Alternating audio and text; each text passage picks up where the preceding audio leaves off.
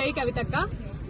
తెలంగాణ రక్షణ సేన ఈ నెల రోజుల పాటు ఏదైతే జెండా కార్యక్రమం, జెండా పండుగలు నిర్వహిస్తున్నామో అందులో భాగంగా ఈ రోజు మల్లంపేట్ మరియు బౌరంపేటలో జెండా ఆవిష్కరించడం జరిగింది. నిజంగా కూడా ఇది చాలా సంతోషకరమైన విషయం.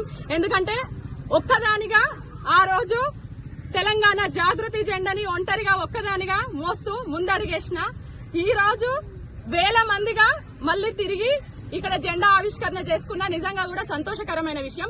కవితక్క గారు ఏది చేసినా ఈ టీఆర్ఎస్ లో ఉన్న కార్యకర్తలు, ఉద్యమకారులం మేమెవరమైతే ఉన్నామో మేము మిగతా పార్టీల లాగా జెండా పండుగ అంటే జెండా గద్దెలు కట్టుకోవడం అంటే ఏదో కాంట్రాక్ట్లకు ఇచ్చి ఏదో కట్టించుకోవడము జిల్లా వ్యాప్తంగా కాకుండా ప్రతి ఒక నిబద్ధత కలిగిన కార్యకర్తగా, నాయకురాలిగా, నాయకులుగా అక్కడ కూర్చొని ఒక ఇల్లు నిర్మిస్తుంటే ఆ ఇంట్లో ఆడబిడ్డ ఎలాగైతే తమ గుడిని తమ ఏదైతే దేవుడి గది ఏదైతే ఉంటుందో ఒక అందంగా ఎట్లయితే ఉండాలి అని తన కోరికని, తన భావాలని ప్రకటిస్తూ ఎట్లయితే నిర్మాణం చేసుకుంటామో మా జెండా గద్దెలు కూడా ఈ రోజు మేము ఆడబిడ్డలందరం అదే విధంగా అర్ధరాత్రిని చూడకుండా ఎన్నో అడ్డంకులు సృష్టించిన కట్టొద్దని ఎంతో మంది ఎన్నో నిబంధనలు, ఎన్నో గొడవలు ఎన్నో చేసిన కట్టిన దిమ్మలని అర్ధరాత్రి వచ్చి రాళ్లతో ఇసిరికొట్టి రాళ్లు ఇసిరేసి దిమ్మలని పగలగొట్టే ప్రయత్నాలు చేసినా కూడా అన్ని ఎదుర్కొంటూ ఆడబిడ్డలను కూర్చొని ఈ రోజు ఒక దేవాలయం లాగా, ఒక గుడి లాగా మా జెండా గద్దెలని నిర్మించుకున్నాం. ఎందుకంటే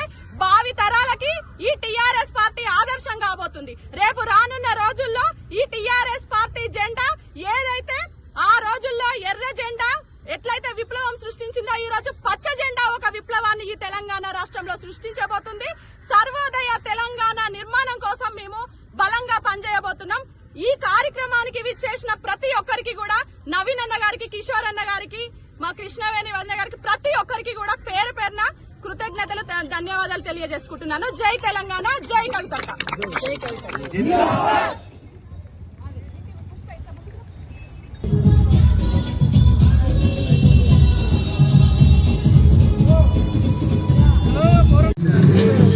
పులివలను చేస్తుంటే అచ్చన శబ్దం అవినీతిపై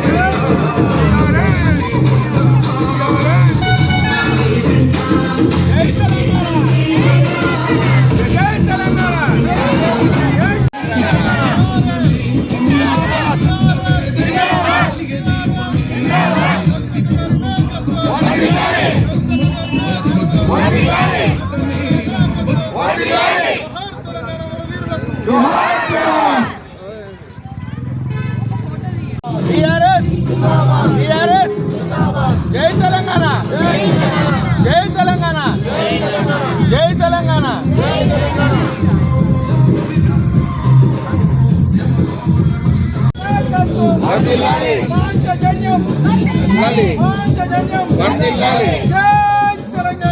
జై తెలంగాణ.